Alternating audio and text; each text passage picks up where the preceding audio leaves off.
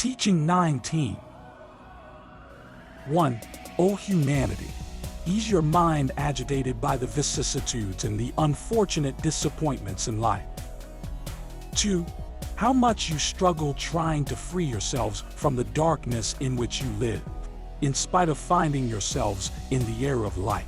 Great is your struggle, and that is why you are weary. I have called you especially so that you may rest for a few moments, because you will have to proceed toward the fulfillment of your mission which you have barely begun. 3. From time to time I have come to remove the veils of my secret sanctuary in accordance with your evolution, for only he who travels this path will be able to reach me. 4. I am the master who seeks humanity in all the bypaths to show them the right way. 5. My word comes as a sword of light to fight against the ignorance and disbelief of men.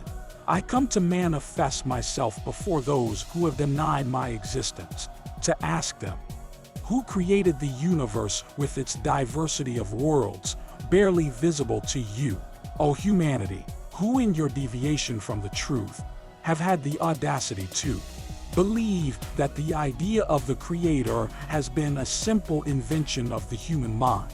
How can you imagine that an idea of the eternal and the infinite could come forth from your limited and insignificant mind? 6.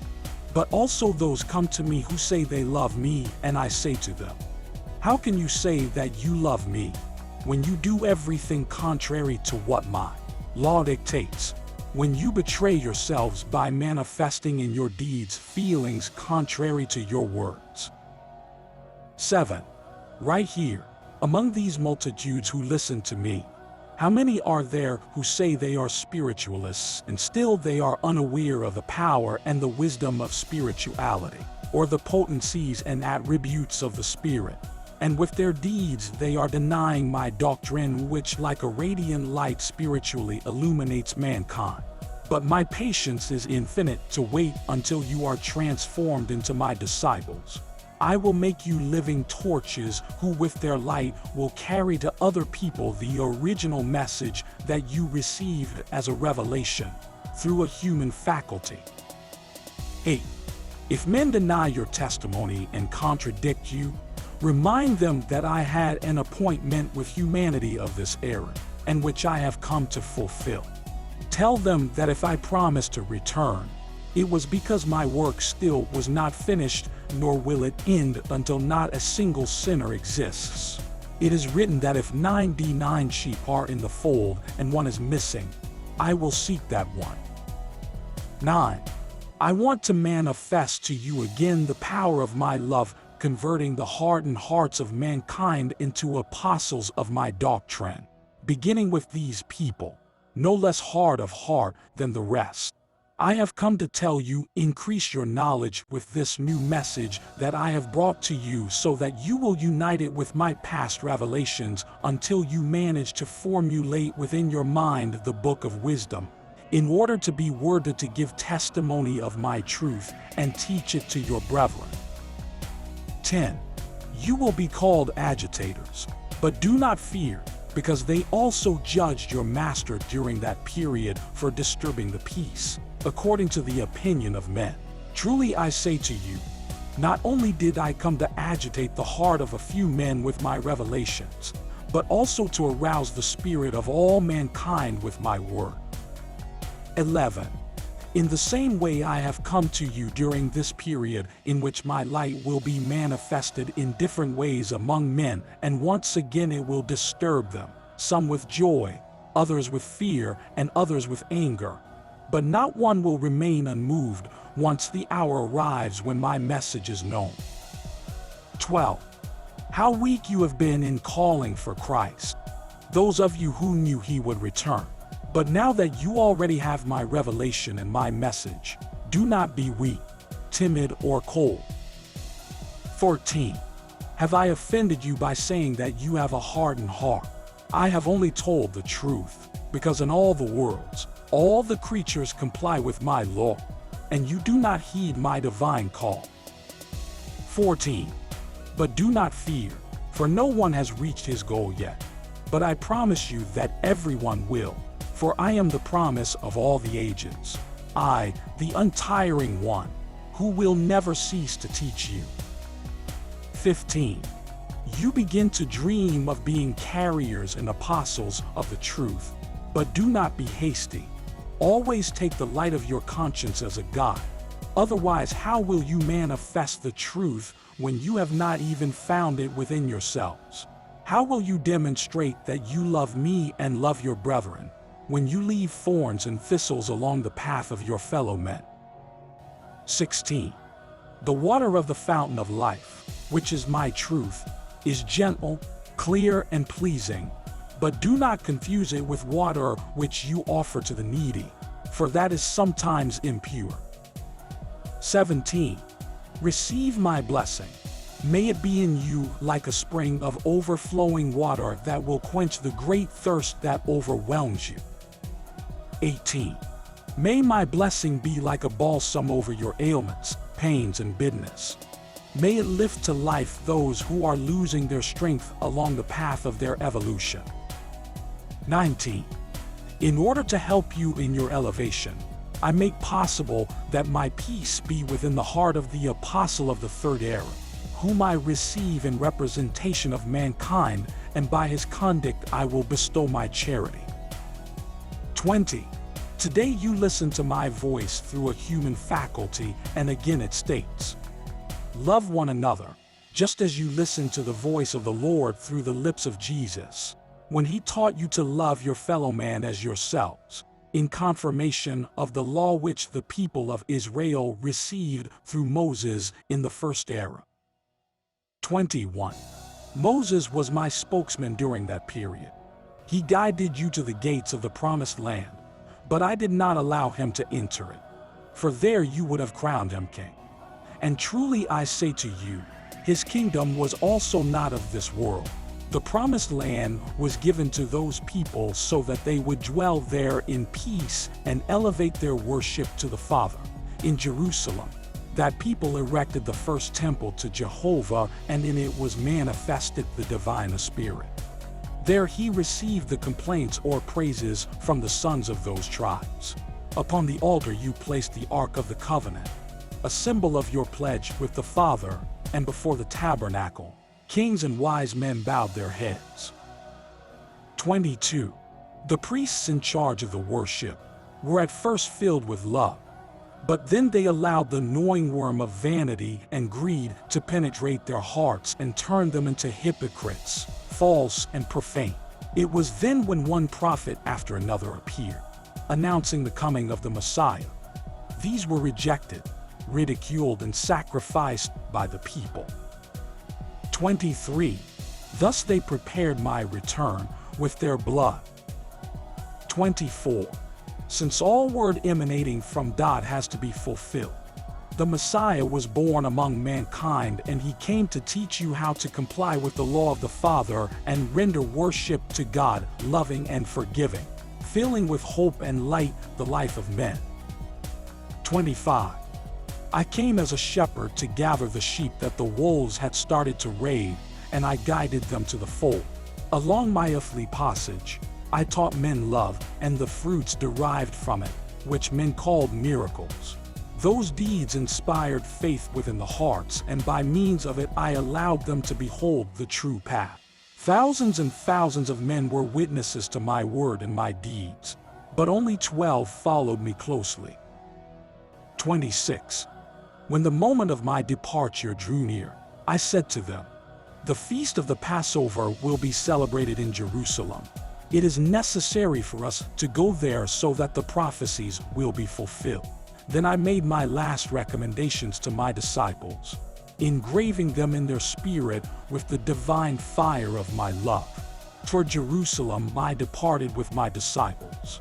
When I crossed the gate of the city, mounted upon a meek and gentle colt, the multitude, among whom were the sick that I had healed, the blind who could see again, the lame who were walking, and the sorrowful who were comforted and filled with hope, raised hymns and songs of praise and glory, because the promised Savior had finally arrived. No one was aware that during that Passover I would be the sacrificed lamb. 27. As I passed by, and before the light of my gaze, their hearts were moved. The sick were healed, and from their bosoms surged words of praise and gratitude toward the rabbi.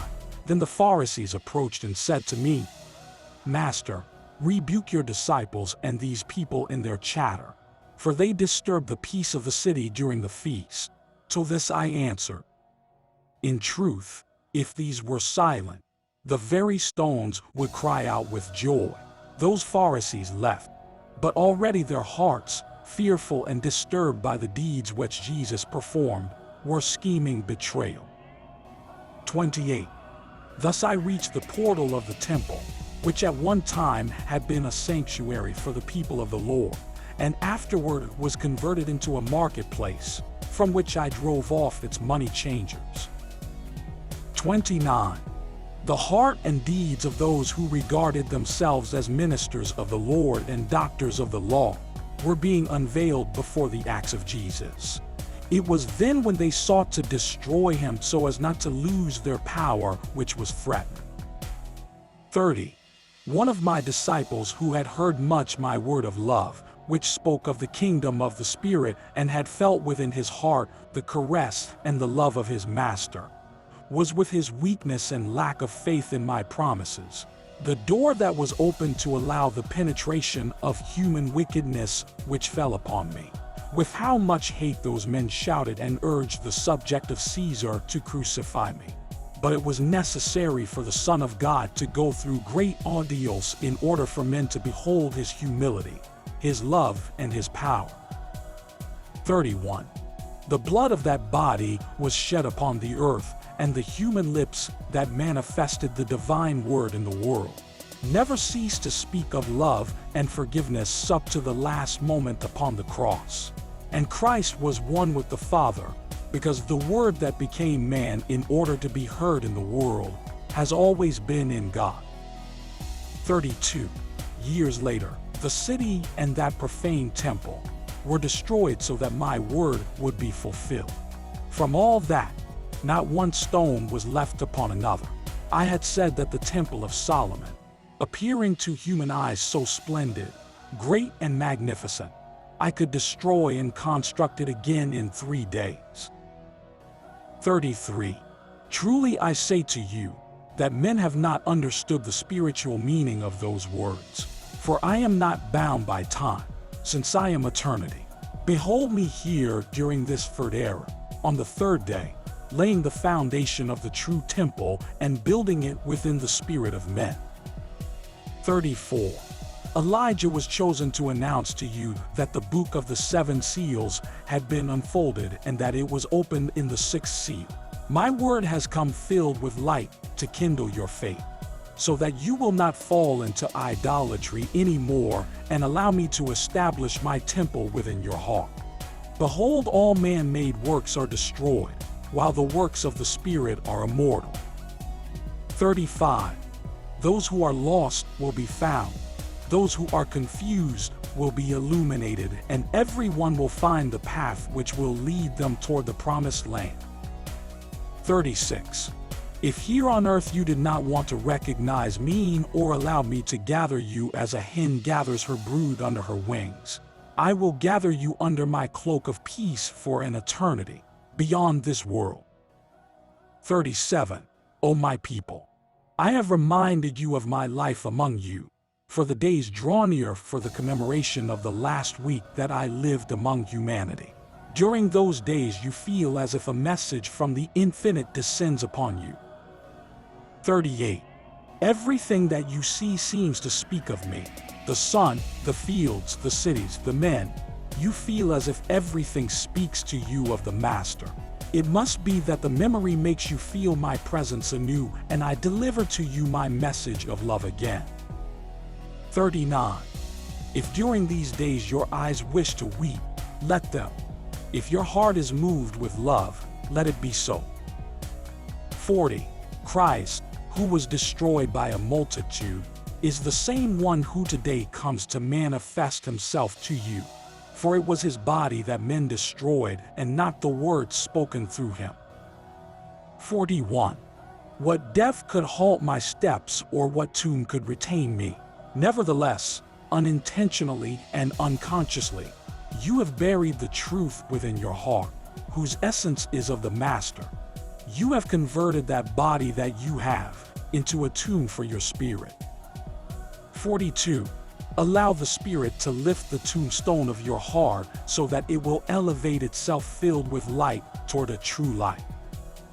43. Then I will easily explain what is difficult for you to understand. Christ and the divine love are the same Father. Jesus was the perfect man who manifested the message of God. He was the highest expression of spirituality. For that reason, he is called the Divine Master. 44. 0. Beloved disciples, when you think of the deeds that I performed in the world, you regard yourselves as very small and incapable of imitating me.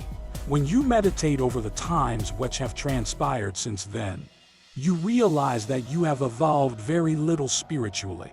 There are moments in which you feel a longing and a need to develop your spiritual gifts, to receive my messages directly, as well as penetrating into the future and resolve by means of the attributes of the Spirit, the conflicts, the trials, and the chaos that surround you among mankind.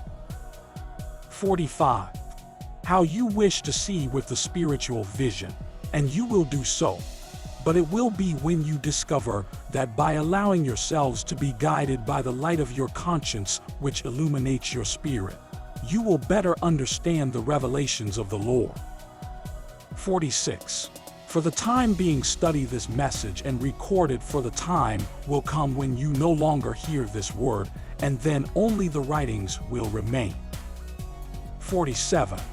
When the books are formed which will be extended throughout the world, I want my word to be printed without any blemish, as pure as it originated from me.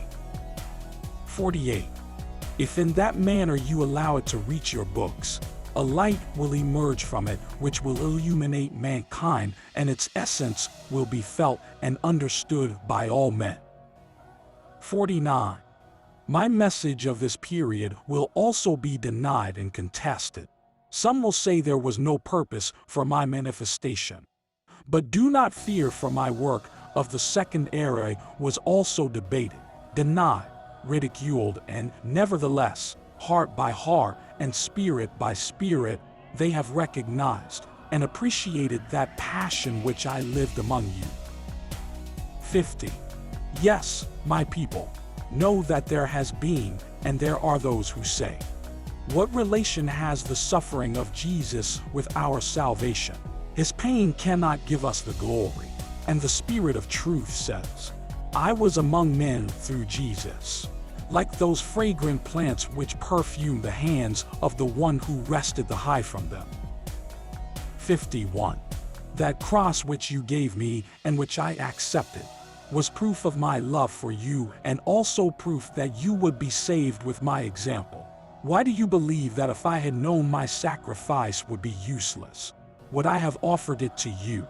Do you not remember that I said that in the work of the Father not one seed is lost? When the side of the Master was open, I wanted you to see the door opening so that all would dwell in eternity. And the first to behold that door was the centurion who thrust his spear into the body of Jesus. 52. My love is like a tree which leaves a scent in the hands of the woodcutter who cuts it. Each drop of blood from that body was spread over this humanity, forgiving everyone and perfuming their life with the divine essence of my teachings. 53. But if it would seem to this humanity in its blindness that that sacrifice was not enough toward its salvation, here you have my word again, not the word of man who has not been able to explain that message, but my word which comes to teach you the immortal essence of my doctrine and my deeds, a divine explanation by which men will know the spiritual value of that bloodshed at Calvary for the love of mankind. 54.